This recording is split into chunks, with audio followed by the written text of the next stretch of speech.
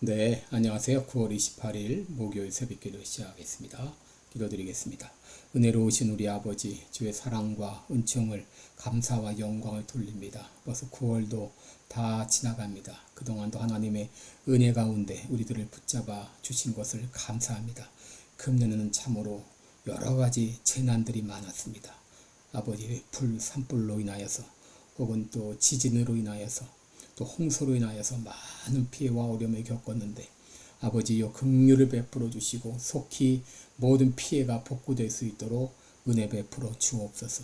하나님 아버지, 이 시간도 병중에 있는 우리 모든 성도들 긍휼을 베풀어 주옵시고 주의 능력의 손으로 역사하여 주시사 깨끗이 낫게 하여 주옵소서.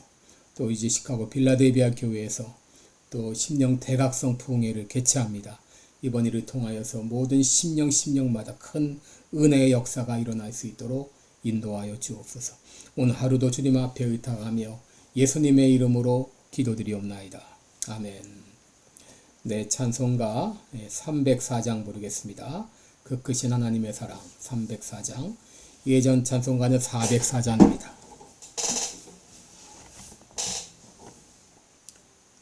304장입니다. 크신 하나님의 사랑 말로 다 영영 못하네. 저 높고 높은 별을 넘어 이 낮고 낮은 땅 위에 죄범한 영혼 구하려 그 아들 보내사 목재로 삼으시고 죄 용서하셨네. 하나님 크신 사랑은 증량다 못하네. 영원히 변치 않는 사랑 성도여 찬양하세. 외로운 시절 지나가고 땅 위에 영화 쇠할 때 주 믿지 않던 영혼들은 큰 소리 외쳐 울어도 주 믿는 성도들에게 큰 사랑 베푸사 우리의 죄 사했으니 그 은혜 잊을까. 하나님 크신 사랑은 증량 다 못하네. 영원히 변치 않는 사랑 성도여 찬양하세. 하늘을 두루마리 삼고 바다를 먹물 삼아도 한없는 하나님의 사랑 다 기록할 수 없겠네. 하나님의 크신 사랑 그 어찌 닿았을까. 저 하늘 높이 쌓아도 채우지 못하리. 하나님 크신 사랑은 증량 다 못하네. 영원히 변치 않는 사랑 성도여 찬양하세.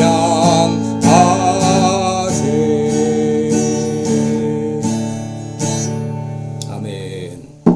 네, 우리 오늘은 사도행전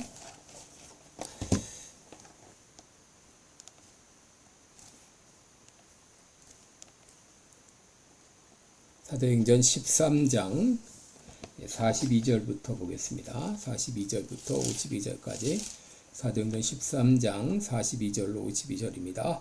제가 봉독해 드립니다. 저희가 나갈새 사람들이 청하되 다음 안식일에도 이 말씀을 하라 하더라. 폐회한 후에 유대인과 유대교에 입교한 경건한 사람들이 많이 바울과 바나바를 좇으니 두 사도가 더불어 말하고 항상 하나님의 은혜 가운데 있으라 권하니라.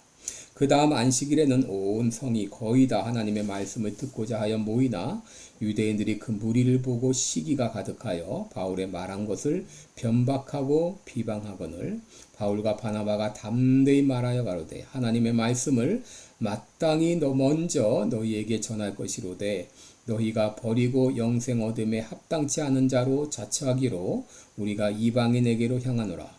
주께서 이같이 우리를 명하시되 내가 너를 이방의 빛을 삼아 너로 땅끝까지 구원하게 하리라 하셨느니라 하니 이방인들이 듣고 기뻐하여 하나님의 말씀을 찬송하며 영생을 주시기로 작정된 자는 다 믿더라. 주의 말씀이 그 지방에 두루 퍼지니라. 이에 유대인들이 경건한 기부인들과 그 성내 유력자들을 선동하여 바울과 바나바를 핍박해 하여 그 지경에서 쫓아내니 두 사람이 저희를 향하여 발에 티끌을 떨어버리고 이고니온으로 가거늘 제자들은 기쁨과 성령이 충만하니라. 아멘.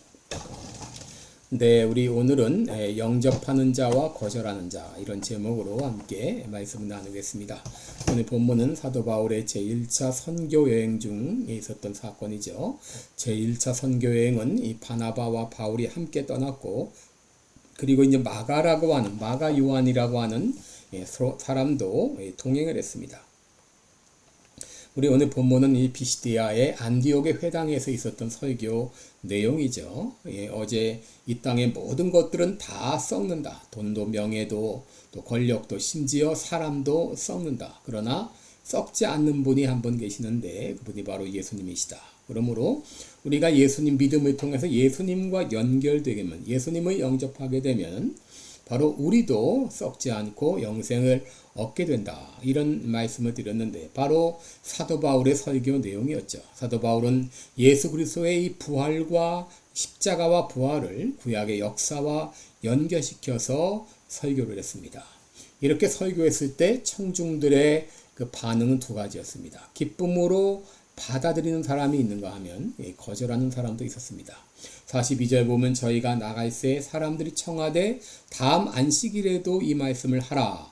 굉장히 긍정적인 반응이죠. 또 43절 보면은 폐회한 후에 유대인과 유대교에 입교한 경건한 사람들이 많이 바울과 바나바를 좇으니라고 했습니다. 우리 많은 사람들이 이 바울이 전한 복음을 받아들인 것이죠. 이 소문은 삽시간에 도시 전체로 퍼졌고 그 다음 안식일에는 온 성이 거의 다 모였다. 수많은 사람들이 모인 것이죠. 44절을 보면은 그 다음 안식일에는 온 성이 거의 다 하나님의 말씀을 듣고자 하여 모이니라고 말했습니다. 한마디로 인산인해를 이룬 것이죠.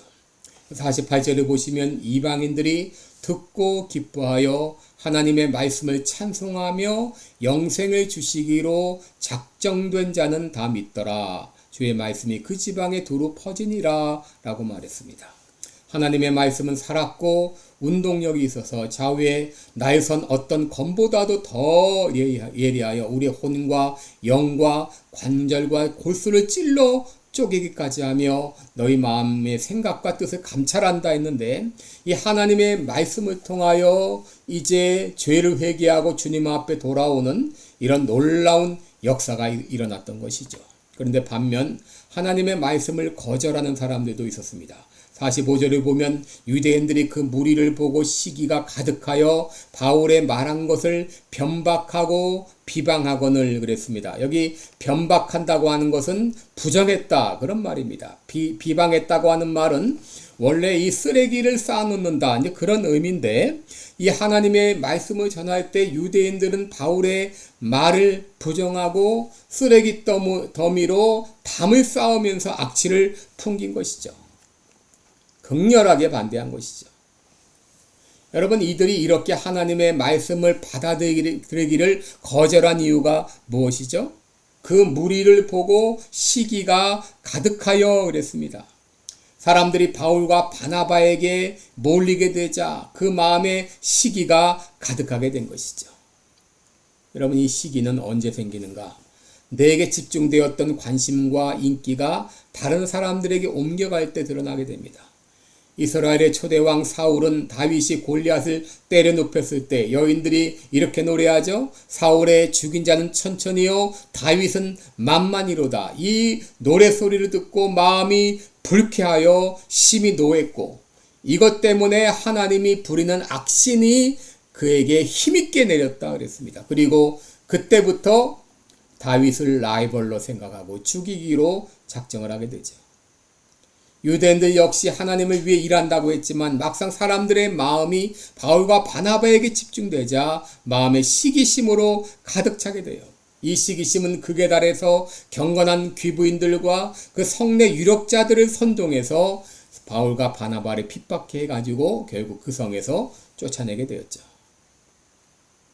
이렇게 하자 바울과 바나바는 46절에 보시면 바울과 바나바가 담대히 말하여 가로되 하나님의 말씀을 마땅히 먼저 너희에게 전할 것이로되 너희가 버리고 영생 얻음에 합당치 않은 자로 자처하기로 우리는 이방인에게로 향하노라 라고 말했습니다. 그래서 바울과 바나바는 그들에게 티끌을 떨어버리고 발에 티끌을 떨어버리고 이고니온으로 갔다 그랬습니다. 여러분, 오늘 우리는 본문에서 아주 중요한 신학적 명제에 부딪히게 되는데 그것이 바로 뭐냐면 예정과 유기, 바로 하나님의 택하심과 그리고 버리심에 대한 그런 얘기입니다. 여러분 48절에 보시면 이방인들 듣고 기뻐하여 하나님의 말씀을 찬송하며 영생을 주시기로 작정된 자는 다 믿더라 라고 말했습니다. 누가 믿음을 갖게 되었습니까? 바로 하나님께서 영생을 주시기로 작정된 자들이 믿음을 가졌습니다. 여러분 반면에 46절에 보시면 바울과 바나바가 담대히 말하여 가로되 하나님의 말씀을 마땅히 먼저 너희에게 전할 것이로되 너희가 버리고 영생 얻음에 합당치 않은 자로 자처하기로 우리가 이방인에게로 향하노라 그랬습니다. 여러분 여기서 누가 영생 얻음에 합당치 않은 자로 자처했습니까? 누가 믿음을 저버렸습니까? 스스로 자처한 것이죠. 누구에게 책임이 있습니까? 자기에게 책임이 있습니다. 그런데 성경은 누가 믿음을 갖는다 그랬죠? 영생을 주기로 작정한 자가 믿음을 갖는다 그랬습니다. 여러분 이 두 가지 이것가 서로 대치가 됩니다.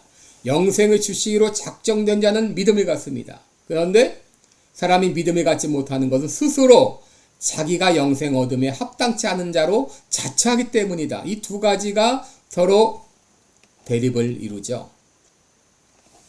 그런데 우리는 이렇게 생각하게 됩니다. 왜 자기 스스로 영생 얻음에 합당치 않은 자로 자처하는가?